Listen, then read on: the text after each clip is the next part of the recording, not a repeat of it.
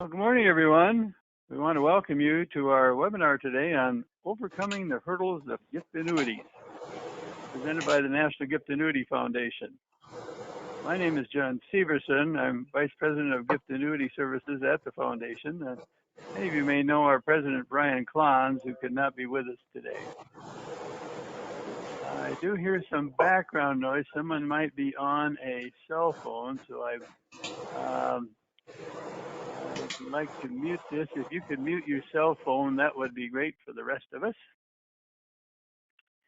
And so if you have questions throughout the presentation, please type them into the chat box near the bottom of your control panel. I'll be answering them at the end of the webinar.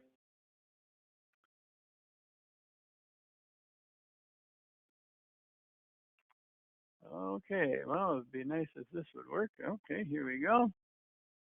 So here's my bio, and this is not really about me, but I thought you should have a little idea of who's presenting this today. My story is I started a career in the financial services business back in 1972, and learned how to do estate planning and provided advice to clients on some wonderful planning techniques. But it wasn't until I attended a national conference in 1984 that I learned there was another old drawer in the planner's toolbox that had never been opened to me before, called the Charitable Planning Toolbox.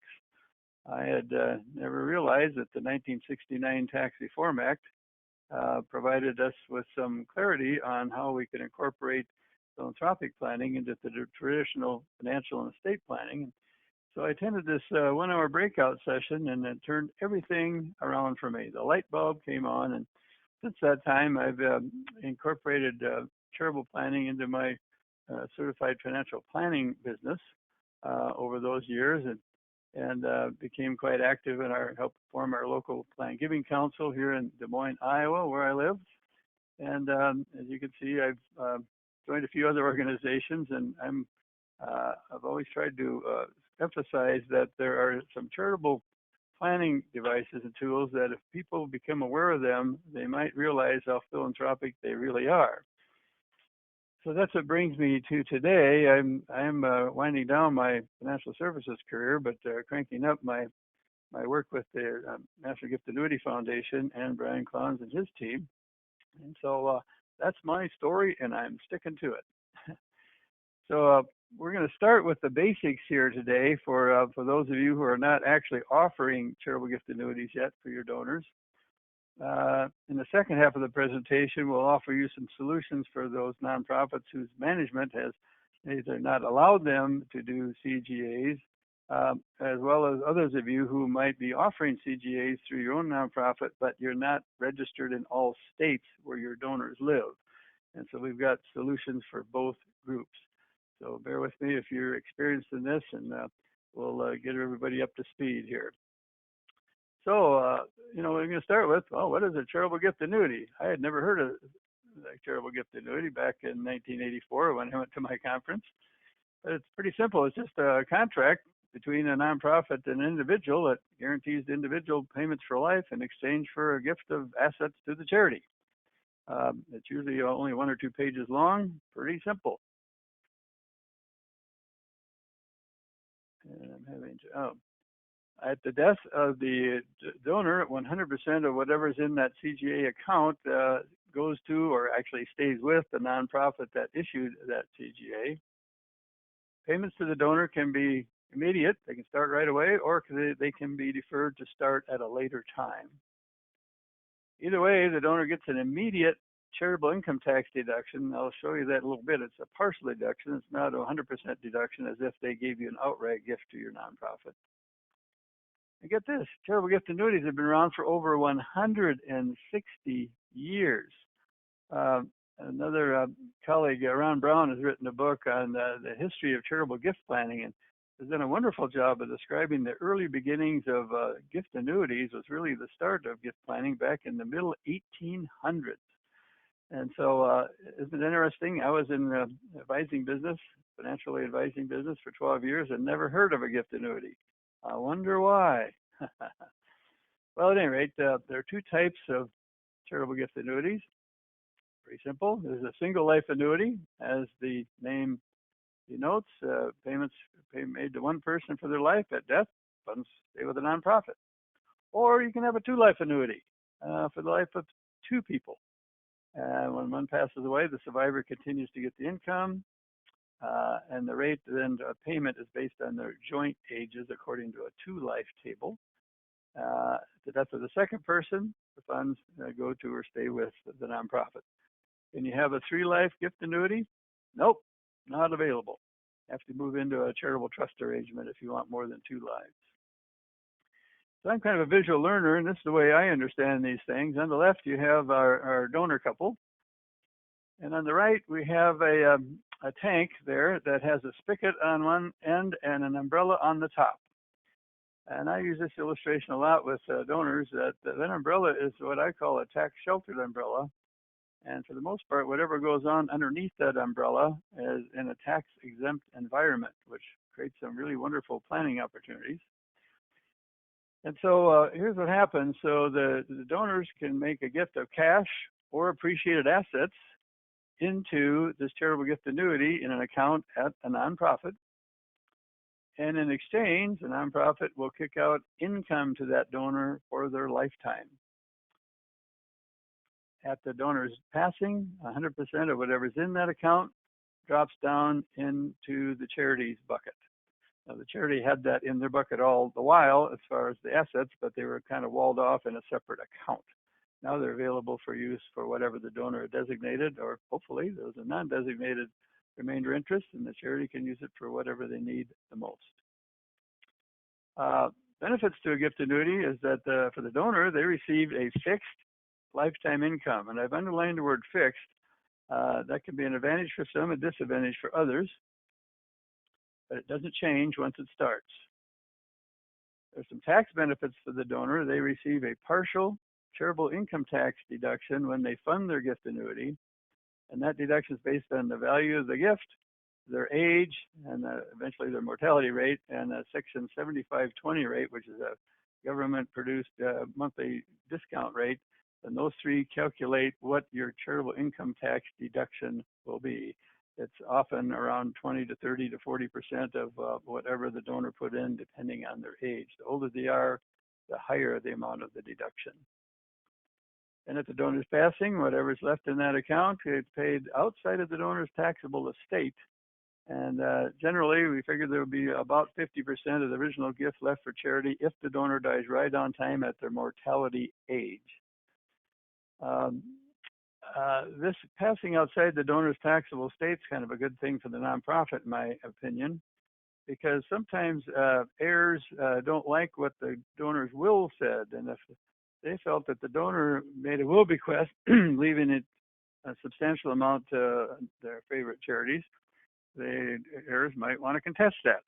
There's nothing to contest with a gift annuity contract because it's not governed by the donor's estate. It's a contract between the donor and the charity, period. That's why it flows outside the estate. So why would a donor consider a gift annuity versus some other, maybe more sophisticated plan gift instrument? Well, maybe because they've heard of charitable remainder trust. A lot of professionals use them as a wonderful planning tool. But for some donors, it sounds a little too complex. I don't know about these trusts. I've heard people have had bad experience with trust. My great aunt didn't like her trust. Well, there's about 100 different kinds of trust, but they get whitewashed. And so that might be a reason. And it might be that the donor has smaller assets that they want to put aside rather than what a trust requires. In my professional opinion, we probably shouldn't be talking charitable remainder trust until we exceed a $300,000 contribution minimum just because of the cost and effort of setting them up. Maybe it's a donor who'd like to get more income than they're currently receiving from their other fixed income investments, which may be bank CDs, bonds. Maybe they're living off the 2% dividend off of their common stock that they've held for 40 years, and they'd like to increase that income as they get older. Or it might be a donor who wants to provide some benefits, retirement benefits for somebody else, maybe their mother-in-law, a sister that's fallen on hard times, or even excuse me, a valued employee like a housekeeper, kind of like a little charitable pension plan for one person, if you want to think of it that way. So these are some unique uses for gift annuities.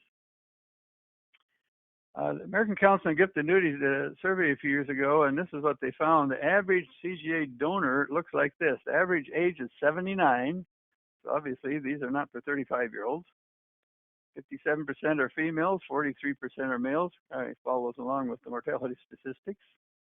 70% are for single life, 30% are for joint life, and 88% are immediate annuities. The payments begin immediately, leaving 12% to be deferred. So you might want to ask, well, what kind of assets would a donor use to fund a charitable gift annuity? Well, guess what? Cash works pretty good. That still works. But what really works even better are securities, marketable securities that may have some appreciation in them. And there's some tax benefits to the donor of donating appreciated securities because they avoid the recognition of the capital gain when the securities are sold by the charity. And it also affects the way their income is taxed on the CGA benefits coming out. But beyond that, we've helped people fund CGAs with gifts of real estate or other assets such as commodities. We live in the Midwest, and right now the farmers are harvesting corn and soybeans. They can be used to fund a gift annuity if you're set up correctly with it, and I'll show you how that works in the latter part of our webinar. Or even gifts of closely held stock of a company. It's a wonderful transition planning tool for a company owner that's wanting to transition out and might want to put a portion of their stock to be redeemed out of the CGA by an outside buyer and avoid a lot of capital gains tax and have a wonderful, turn that into a wonderful retirement income as well. So who determines these payment rates that your donor will receive? As I said, those rates are fixed at the time the donor begins based on their age. So that rate of payment, again, is based on their age at the time they start. And those rates are determined by the American Council on Gift Annuities, the ACGA. And they publish these rates on a regular basis, and once in a while they change them based on actuarial studies on what's going on as far as life expectancies and as far as interest rates in the economy. So generally, the older the donor is when they begin the gift annuity, of course, the larger the payments are going to be to them. I'll show you a chart on that in a minute. Payments can be made to the donor quarterly, semi-annually, or annually, depending on their wishes. Most often, they receive them quarterly. They like having that payment dumped into the checking account about the time their quarterly income tax payment is due. So here's just a quick example of the sample gift annuity rates coming out of the American Council on Gift Annuities. I just have it broken down in 5-year increments.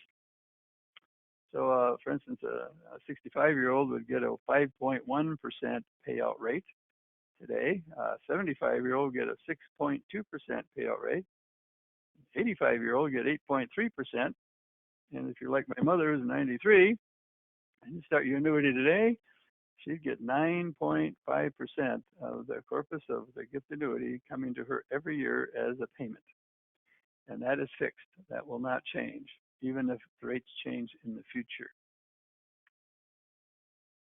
So here are the tax benefits to the donor of a CGA. As I said earlier, they receive a partial income tax deduction when they set up the gift annuity based on the value that they're putting into the gift annuity and their age. And I'll show you an example of that in a moment.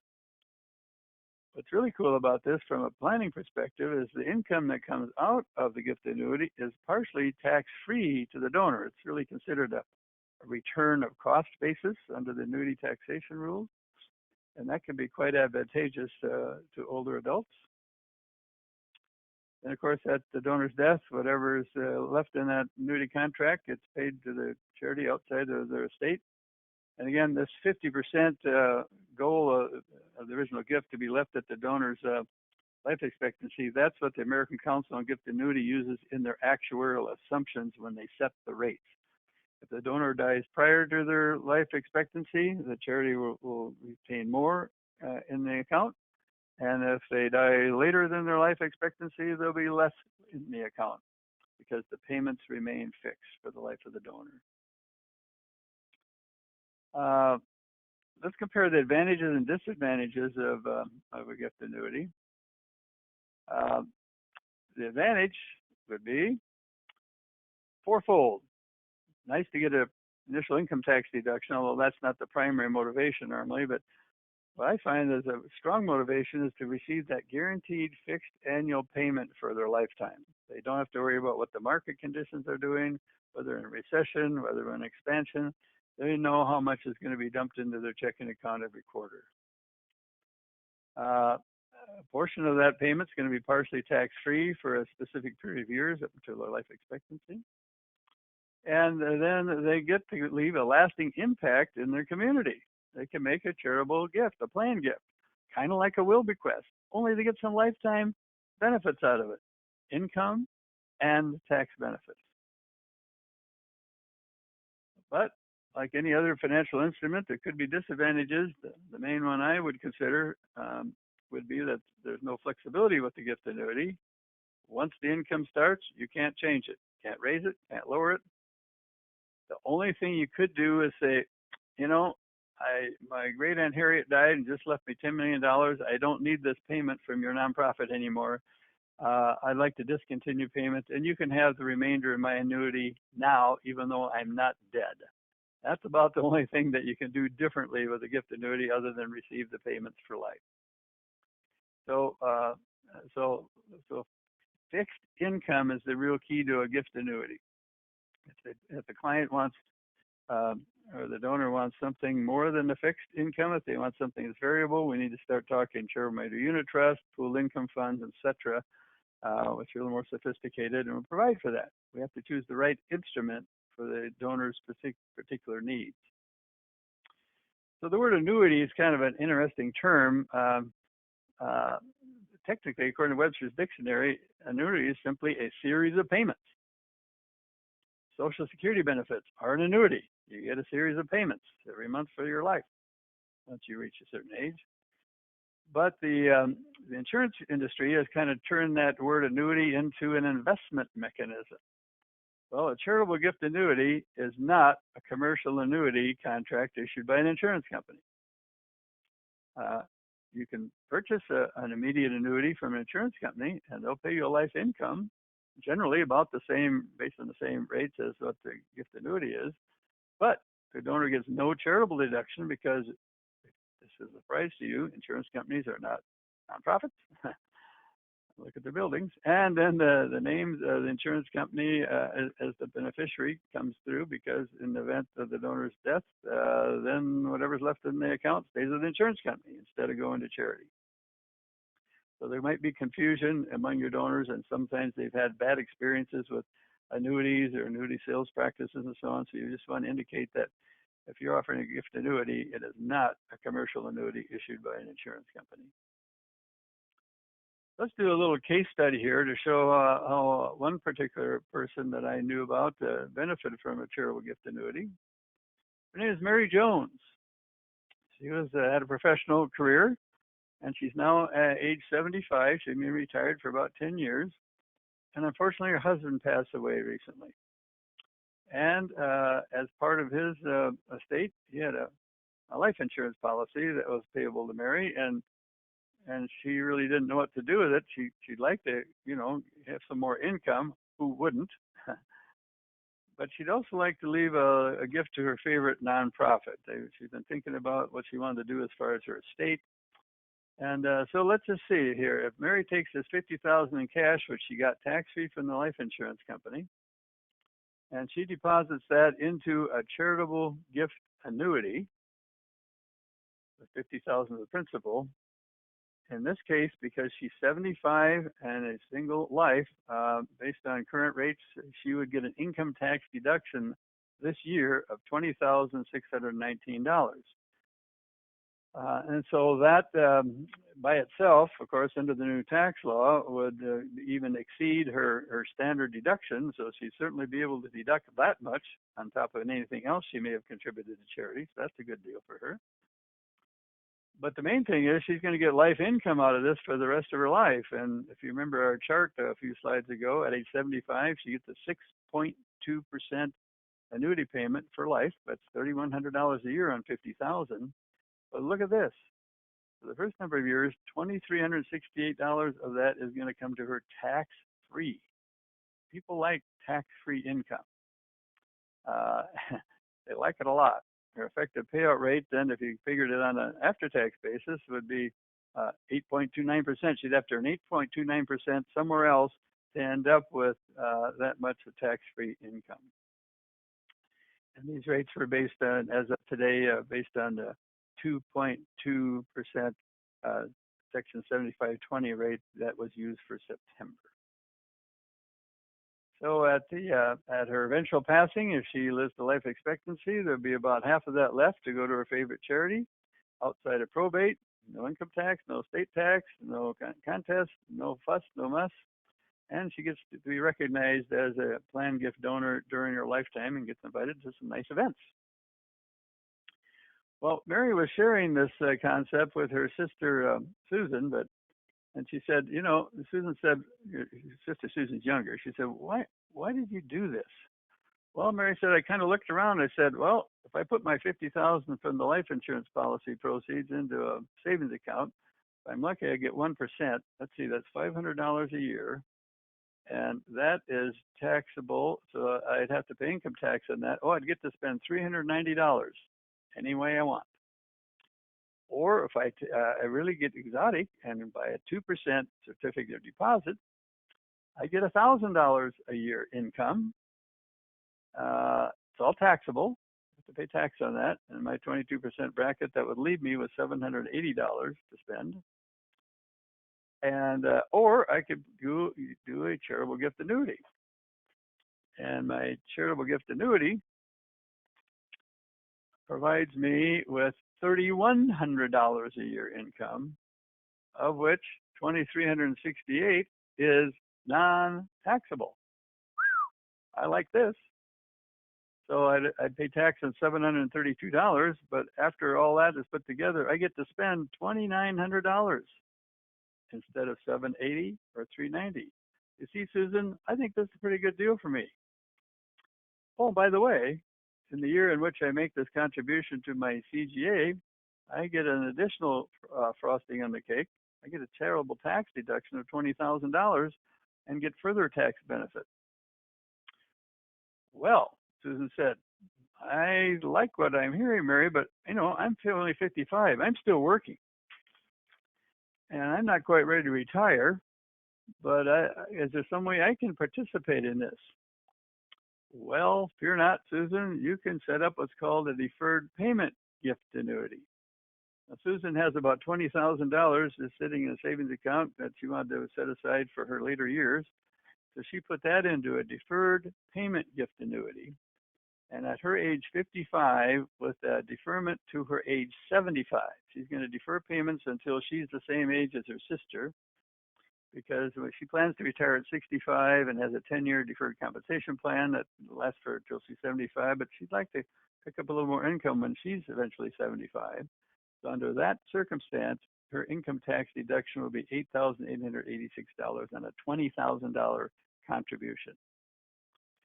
Then 20 years from now, October of 2039, when Susan is 75, she'll get $2,500 a year from that annuity, of which $896 will be tax-free. There's a lot less tax-free income coming to her because of all the accumulation of all the interest earnings between now and then. But look at the size. Her sister got $3,100 a year starting at 75 on a $50,000 deposit. So these deferred gift annuities can be a pretty safe investment vehicle for slightly younger, older adults. And of course, then at her eventual passing, same thing happens. She can make that planned gift to her favorite nonprofit as well. So who are good candidates for these charitable gift annuities? Generally, individuals 55 years of age and older. Those individuals who want to give something to the nonprofit but can't kind of see their way to do it now because they're afraid they won't have enough income in retirement. That solves that problem for them. It could be an individual that wants an income stream to be continued regardless of what's going on in the investment markets. We find this especially true for people in their 70s and 80s. They've done their thing. They're tired of watching the market every day go up and down, and they want something that's fixed. Or it could be that individual that's got some highly appreciated stock or mutual funds that are paying a couple percent income to them. They haven't wanted to sell the stock because they didn't want to pay the capital gains tax because they bought it years ago and it's highly appreciated. They are wonderful candidates to convert that stock into a charitable gift annuity. Okay, so let's talk about, let me just check my panel here to see. I haven't had any. Oh, there was a question here. If I can figure out how to work this thing. Okay, I'll have to get to that a little bit later. I'll get back to the questions. So let's go on and talk about how you implement a charitable gift annuity, especially if your organization doesn't have such a program.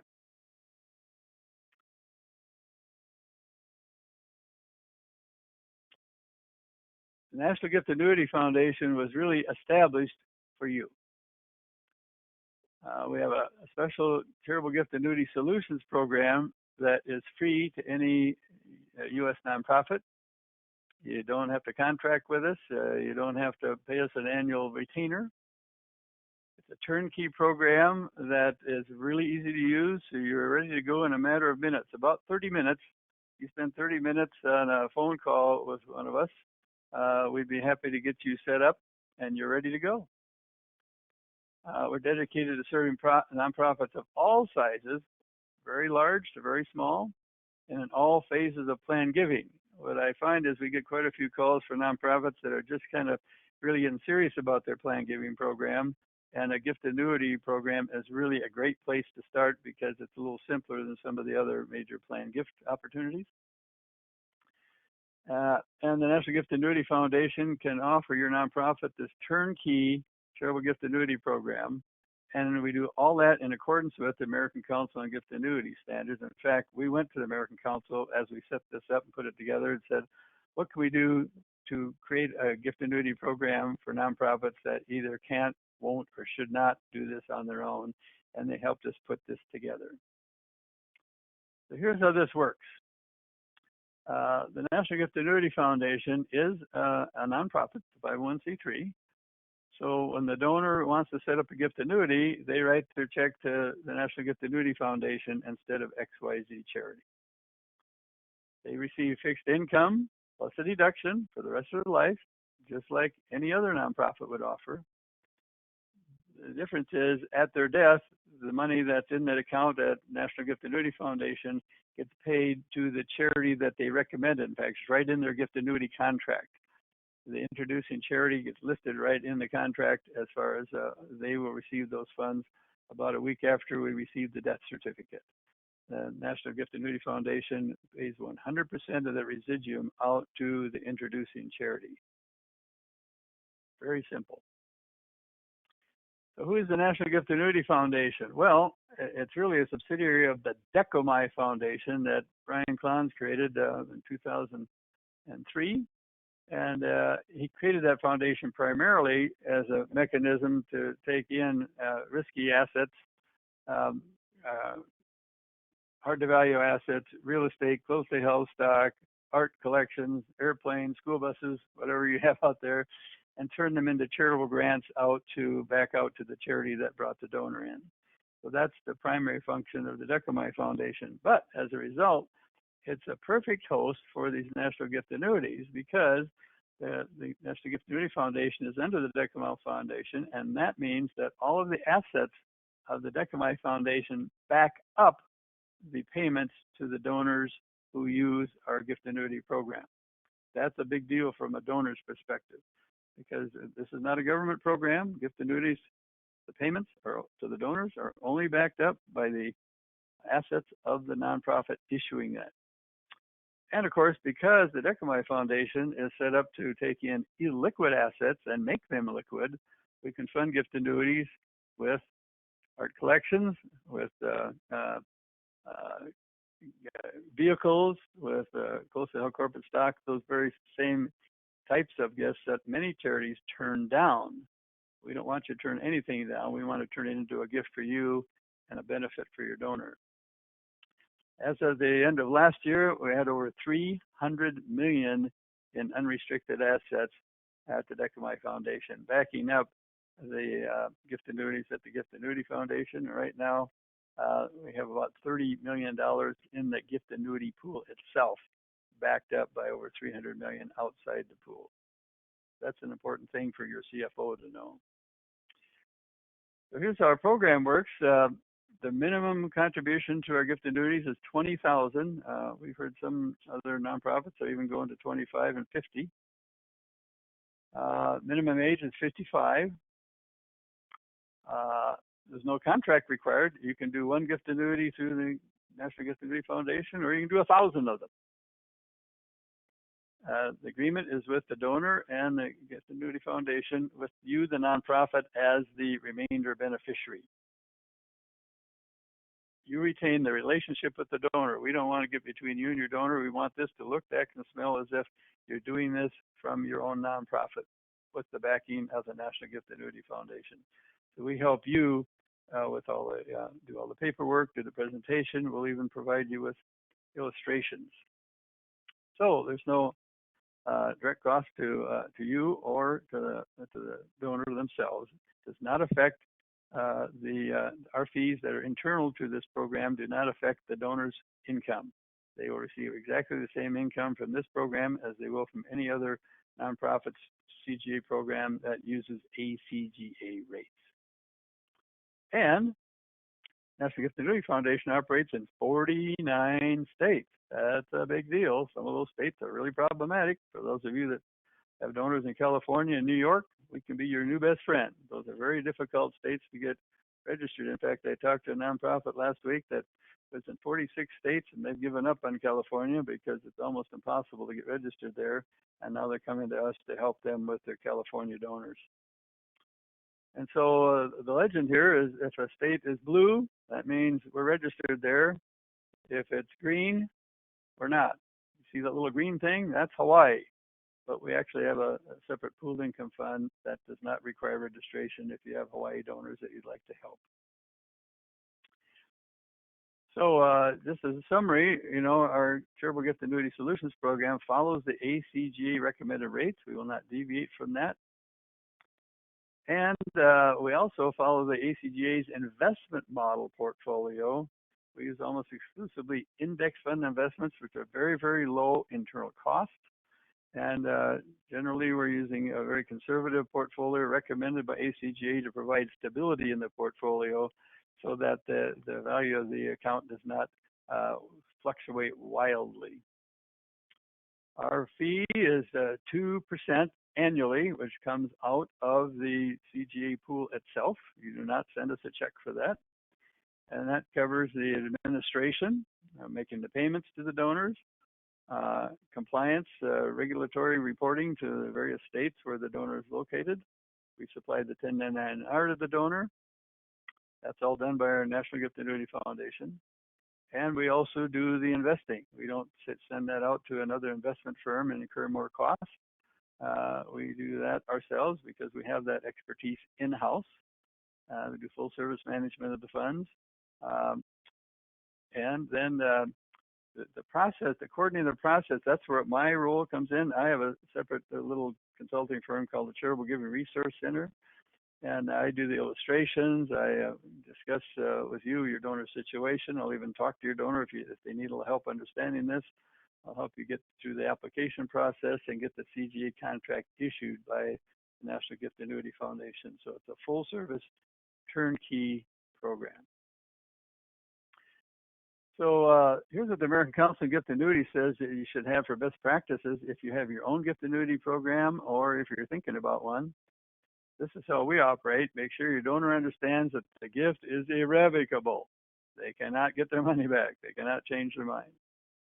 And we've got to make sure that the contracts and the disclosure statements are signed by the donor and follow the ACGA rates. Don't try and inflate rates to attract more CGA business. You will regret it. You should establish minimum amounts for a gift annuity. If your minimums are too small, the cost of administration gets too large, and it does not work.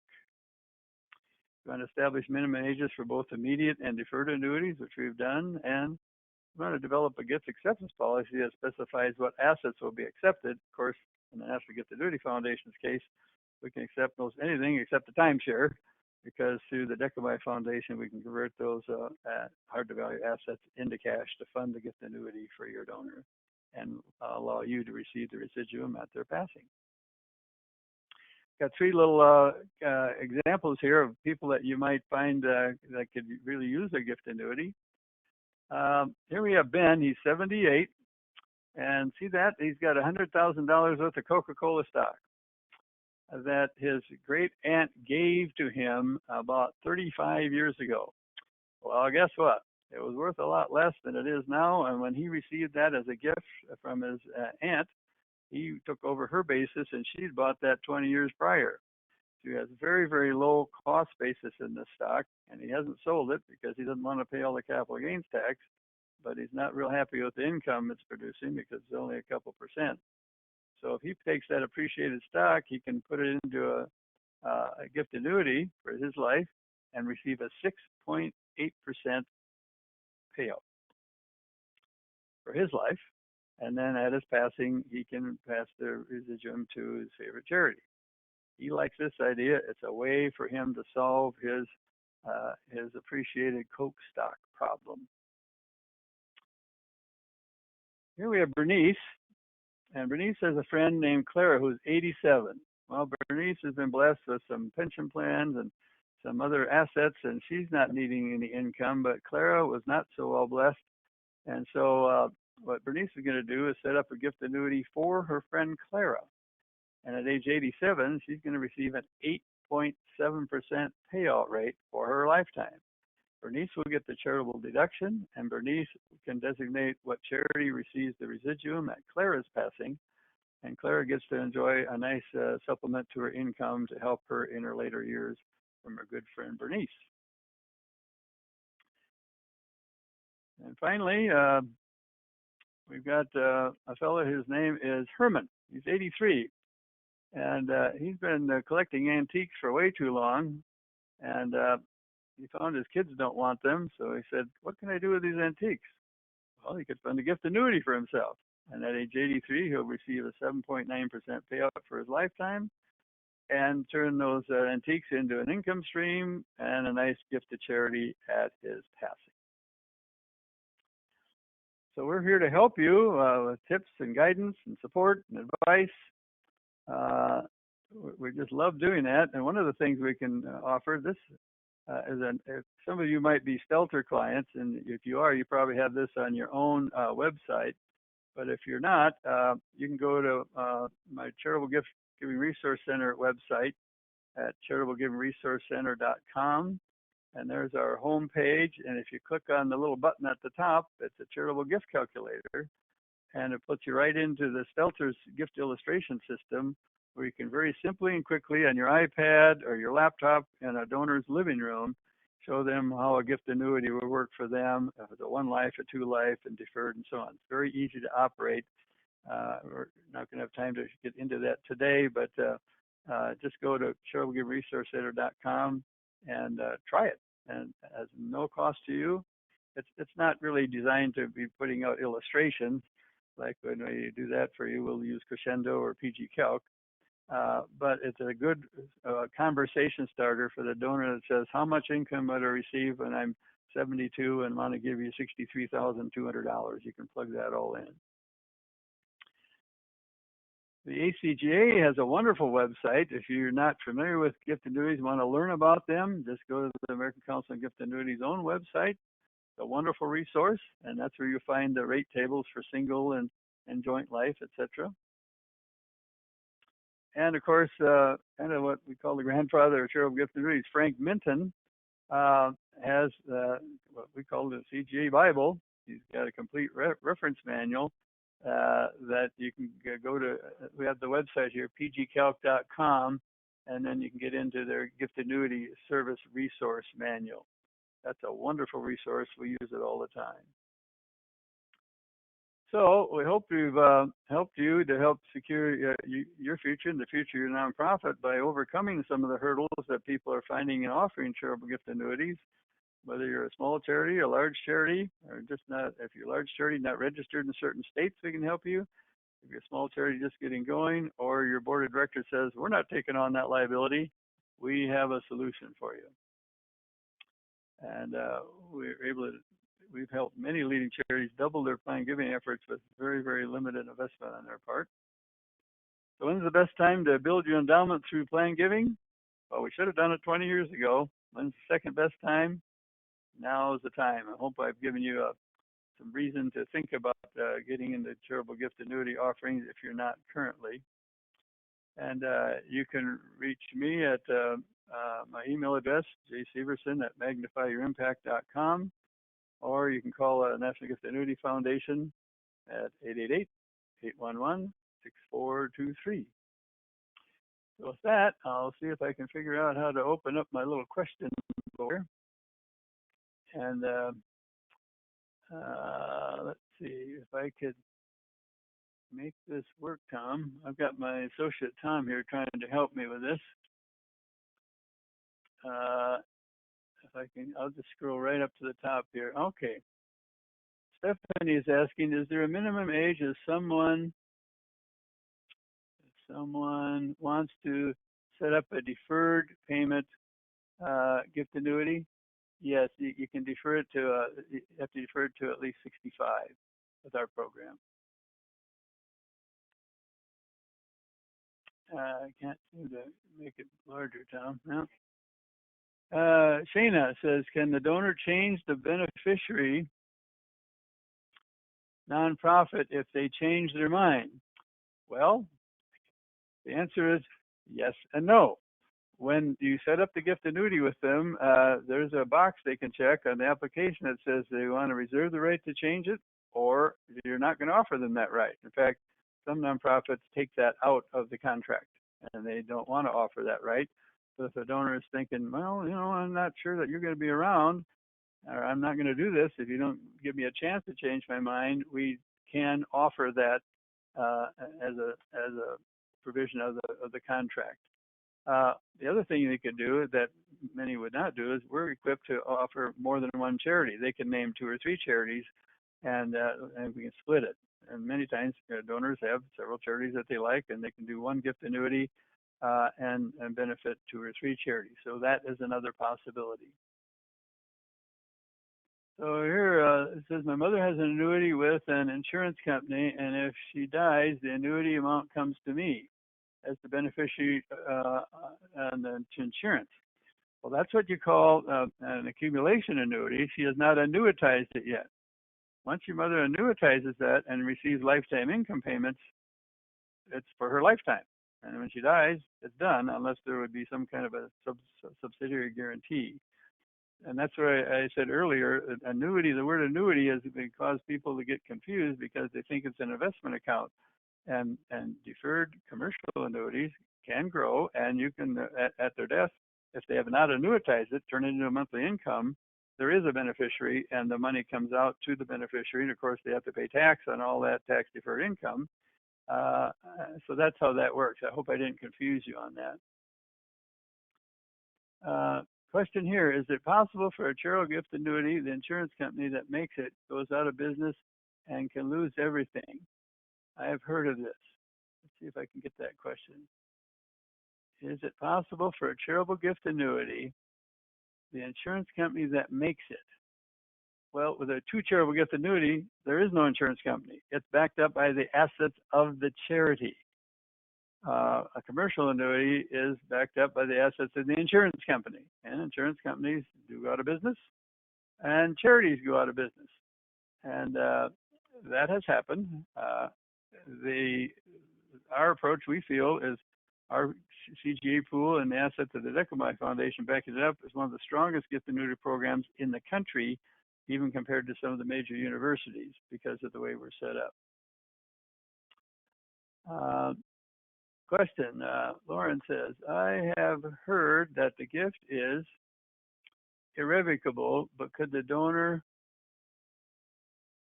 I can't read the rest of it, but could the donor, sorry, Lauren, I can't, it's not coming through here. Are there any tax consequences to discontinuing payments and giving the remainder to charity? Yeah, the tax consequences are positive for the donor. They get another partial charitable deduction for not waiting until their death. Question here, are there any tax consequences to discontinue the payments? No, I already answered that. Can a donor set up a CGA for a beneficiary that is 50 if it is set up to, and then I can't read the rest of it. This is bad. I think if it is set up to be a deferred annuity, and the answer would be yes if it's deferred past age 75. Can I move this over here, Tom? Okay, expand the, no, it's not going to let me change my yep. Our GoToWebinar has got a problem here. Sorry, folks. So I hope I answered that question. You could set up income, deferred income for a younger person. I think that's the end of our question. If we missed anyone, or please send me an email or give us a call at the foundation.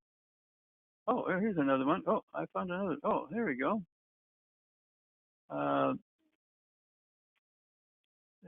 The National Gift Annuity charges a 2% administration fee for gift annuities. ACGA rates assume a 1% gift fee.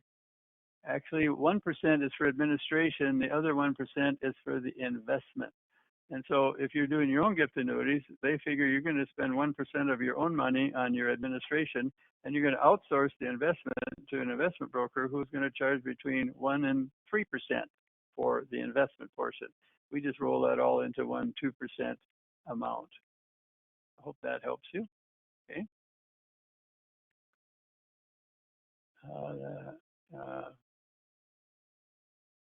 How does the extra 1% charge by NGAF affect the remainder value? Well, of course, all expenses affect the remainder value, including investment expenses, which are usually much higher than what we're experiencing. And it just reduces the residuum that's left at the end, just like any, if the money's invested poorly, it'll affect the residuum at the end, but it does not affect the donor's income. Oh, here's another question from Chris. It says, what limitations do you have on closely held assets? We'd have to take it case by case, but unless there's some problem with the asset, we can pretty much take care of liquidating that as a means of funding your gift annuity. I think that's the question. I'd have to hear from you a little bit more specifically if you have a particular problem, if the corporation is in bankruptcy or something, can't be sold. Well, here's a question. Is the $50,000 life insurance policy considered taxable to Mary Jones? No, that's kind of a unique aspect of the tax code. Life insurance proceeds payable to a named beneficiary are income tax free and have been for many, many, many years. People get confused because they are not estate tax free. A life insurance policy owned by a decedent, the value of which then goes into their estate, and if their estate exceeds the estate tax exemption, then it's estate taxable, but it's still not taxable for income tax purposes. So in my example with Mary Jones, she received $50,000 tax-free, and then she funded her gift annuity with that. Okay, let's see. Great questions, great questions. Thank you, Kathy. Okay, let's see if we have any more here. Oh, here it says, when the quarterly payments are made, is it possible to show the payments are from NGAF in communication with charity to reinforce the donor's connection to the charity? Yes. Here's what we do. We actually send a device to the charity every time the payment goes into the donor's account so that you, the development person, know that that's happened and gives you a reason to call Frida or Emma or Susan and say, gee, I see that we just paid another amount into your account for your quarterly payment. Let's get together and have coffee and see how you're doing. So that's the way we deal with that. It'd be very difficult to customize each payment because we have so many. But it would be nice if we could, because it certainly would reinforce the relationship the donor has with you, the charity. Yep. Which is exactly what we're always trying to do. We're trying to be as invisible as legally possible. Well, let's see. We have a few minutes left. If there are any other questions. I'm sorry that my dashboard here is so difficult to read these questions. There's something I've got to learn about my dashboard, but I'll just keep scrolling here. I think that might be it. So with that, again, on the screen you have my email address, you have our phone number at the foundation, and maybe there'll be some of you that might want to visit with us tomorrow, Thursday, and Friday, as we're at the National Association of Charitable Gift Planners annual conference in New Orleans. I get to leave at 6 o'clock in the morning to get a flight through Houston to get down to New Orleans, and we'll have a exhibit set up there right next to Brian Klons with the Charitable Solutions organization that he runs. And so we'd be glad to meet you there if you're going to be there and have further discussions. But if not, feel free to call anytime, send us emails. And thank you so much for joining our session today. We hope you found it valuable. If you have thoughts about improving, we're open to that as well. Make it a great day. Bye now.